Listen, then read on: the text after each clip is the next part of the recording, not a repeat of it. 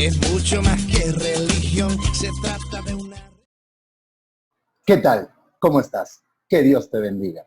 Bueno, vamos a continuar con nuestra serie de devocionales y hoy vamos a analizar 2 de Corintios capítulo 7.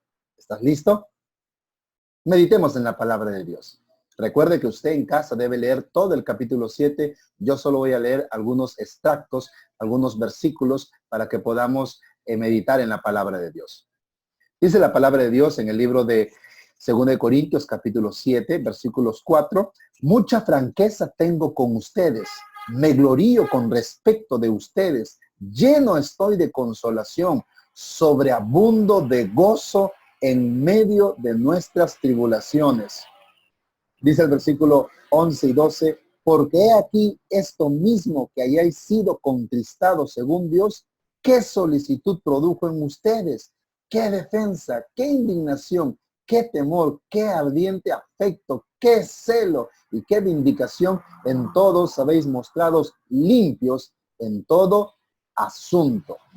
Más abajo dice la palabra de Dios, y su cariño para con ustedes es aún más abundante, porque se acuerda de la obediencia de todos ustedes, de cómo lo recibisteis con temor y temblor, y me gozo de que en todo tengo confianza en ustedes. Vamos a hacernos 3 preguntas para analizar este capítulo y poder aprovechar lo mucho y bonito que hay en esta palabra. Primera pregunta. ¿Qué pecado debo evitar? En este capítulo debemos evitar el pecado de ofender a nuestro hermano. ¿Sabe?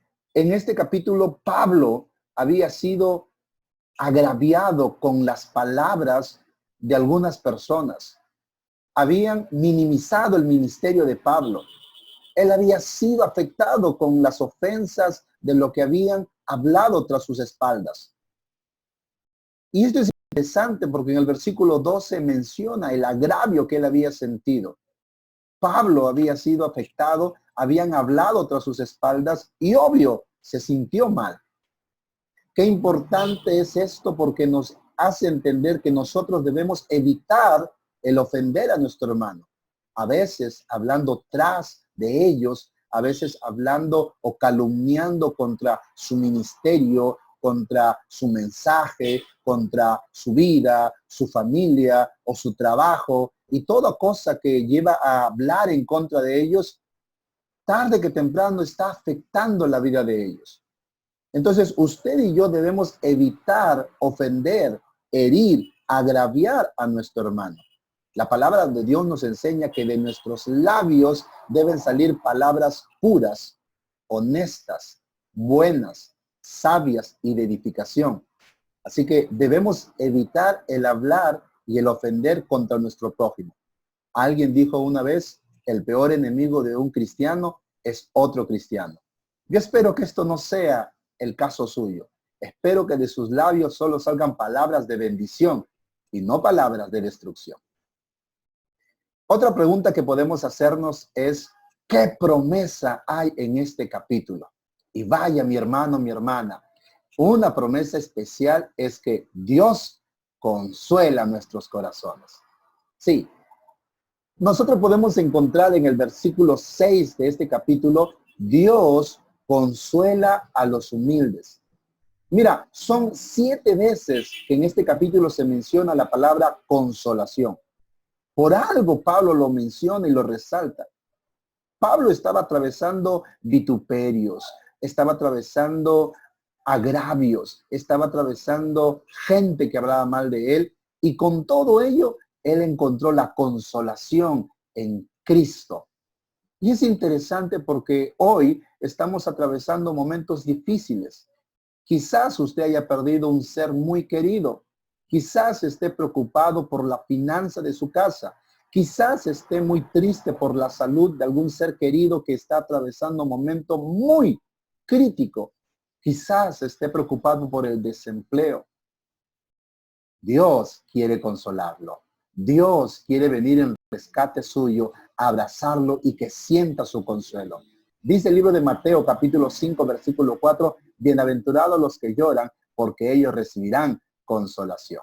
Así que la promesa para este día es que Dios es tu consuelo. Dios es quien viene a consolarte. Es más, el libro de Hechos nos menciona que el Espíritu Santo es el consolador. Así que tenga por seguro que Dios va a su rescate a darle consuelo para su vida y su familia. La tercera pregunta es, ¿qué aprendemos de todo este capítulo? Muy sencillo. Y Pablo menciona hasta en 6 oportunidades. Desde el versículo 4 hasta el versículo 16, Pablo menciona por 6 oportunidades gozo. La lección que Pablo nos enseña es tener gozo en medio de las pruebas. Oiga, no es fácil sonreír, no es fácil estar alegre cuando las cosas están mal. Hay gente que dice, claro, cuando todo te va bien, ahí sí felicidad y sonrisa de oreja a oreja. Pero cuando te va mal las cosas, pero cuando pierdes un familiar, pero cuando la escasez está en tu casa, ahí es donde Pablo nos invita a tener gozo.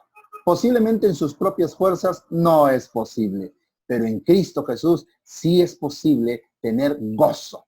Así que ánimo, no se desanime, tenga confianza. El Señor sabía que estas aflicciones tendríamos que atravesar y por eso nos motiva a través de esta carta y de este capítulo a que tengamos gozo en medio de las tribulaciones. El versículo 16 de este capítulo termina diciendo, me gozo en medio de las tribulaciones. Así que yo quiero animarle, en medio de esta pandemia, en medio de este aislamiento, en medio de este distanciamiento social, en medio de toda tu preocupación, tú ten gozo, porque el gozo del Señor, tu fortaleza es. Que el Señor siga bendiciendo tu vida. Hasta en otra oportunidad.